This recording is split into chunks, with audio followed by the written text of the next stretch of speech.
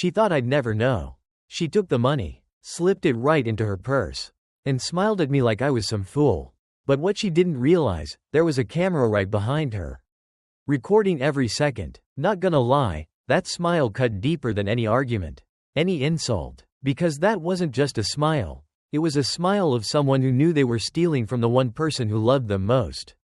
And guess what? That person was me. You ever been in love so deep you ignored all the little red flags? That was me. 100%. I thought she was perfect, beautiful, funny, supportive, or at least she played the role well. I proposed after a year of dating. And man, when she said yes, I thought I was on top of the world. Truth is, I wasn't just marrying her. I thought I was marrying peace, stability, a future I had been busting my back to build. For years I'd been saving, skipping nights out, eating ramen, driving an old beater car, all so I could finally buy a house. That was my dream, a real home, not some apartment where you hear the neighbors fighting through the walls. And when we got engaged, I thought perfect. Now I've got a partner to share this dream with. She acted excited, said all the right things, talked about where we'd put the Christmas tree, what color curtains she wanted, how she couldn't wait to host family dinners. And I ate it up. But then the hints started. Little digs about how her friends' boyfriends were spoiling them, how maybe we should take a trip before the wedding, how the ring wasn't exactly Instagram worthy.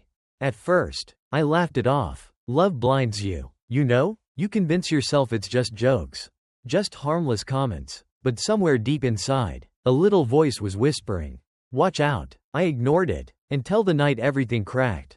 It was my birthday. She made a huge deal out of it, dressed up, took me out, bought the drinks, ordered champagne, the works. She smiled across the table like I was the luckiest guy alive. And I believed it. For a moment, I actually thought, wow, she really loves me. But then something hit me. How could she afford all this? I knew her salary. I knew her bills. None of it made sense. Still, I let it slide. Because who questions love on their birthday? Right? A week later, I logged into my savings account. And my heart stopped. Thousands, gone. Not a mistake. Not a bank error. Just, gone. I stared at the screen. My hands literally shaking. Whispering, no, no, no. And right then, my phone buzzed. It was her. A selfie. Smiling. Throwing up a peace sign. With a little caption. Love you. Babe. Like nothing was wrong. That's when my gut told me, don't confront her yet. Don't show your cards. Wait. Watch. Because if she was bold enough to take that money once, she'd do it again. And that's when I remembered the cameras. My building had security cameras in the lobby, the mailroom, even the elevator. I'd walked past them 100 times and never paid attention. But now, those cameras were my lifeline. So I went to check the footage. And what I saw, well, let's just say it's burned into my brain. Before I tell you what the camera caught, let me ask you something. If the person you loved, the one you were about to marry, stole from you and smiled in your face like it was nothing, would you call them out right away? Or would you stay quiet, gather proof, and wait for the perfect moment to watch their world collapse?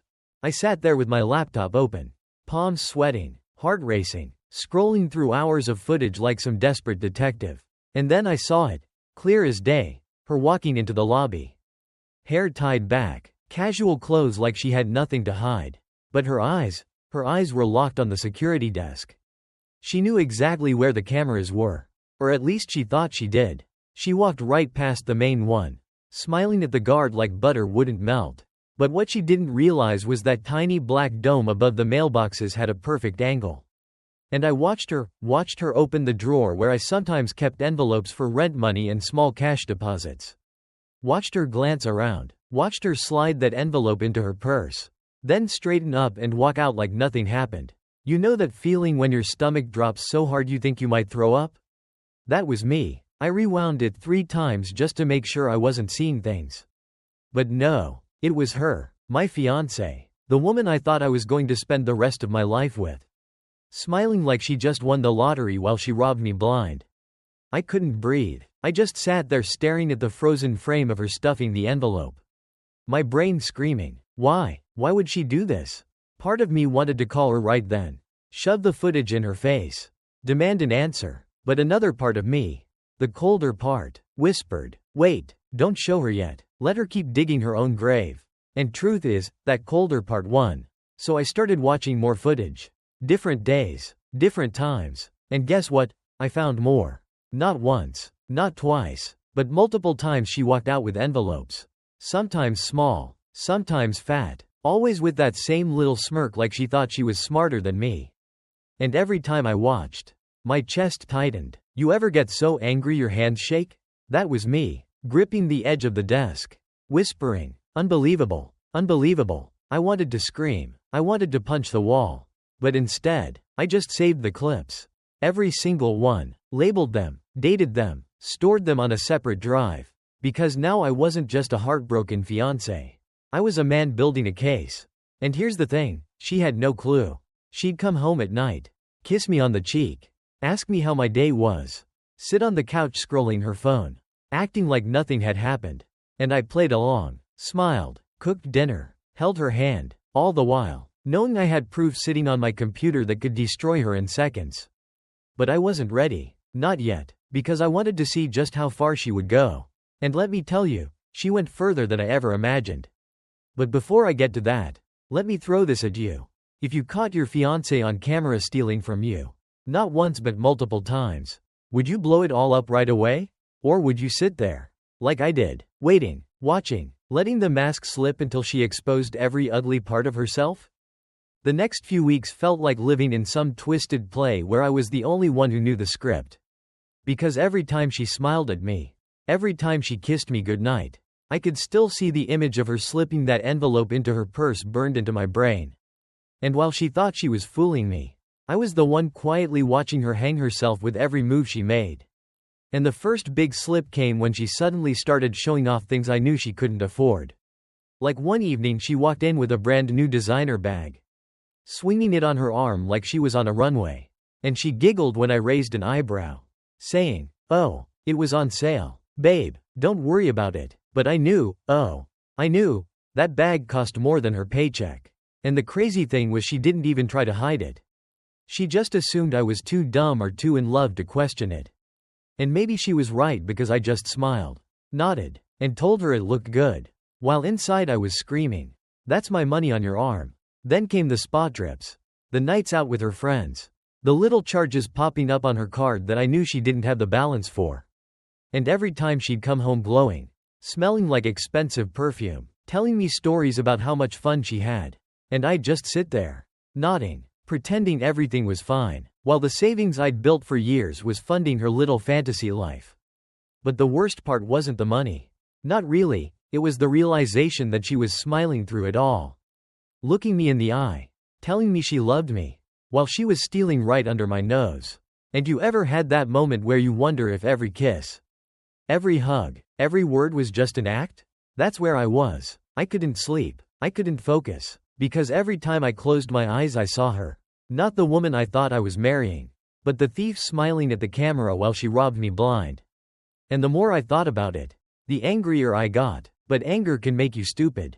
So I told myself, wait, gather more, let her keep going. So I played the role. I cooked dinner. I laughed at her jokes. I held her hand like nothing had changed. And every time she slipped, I noted it down. I started following the money, tracing where it went, and slowly a picture formed.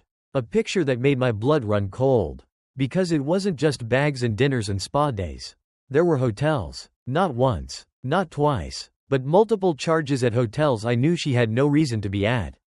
My heart sank when I saw that. I stared at the statements, whispering, "No, please, no," but deep down I knew.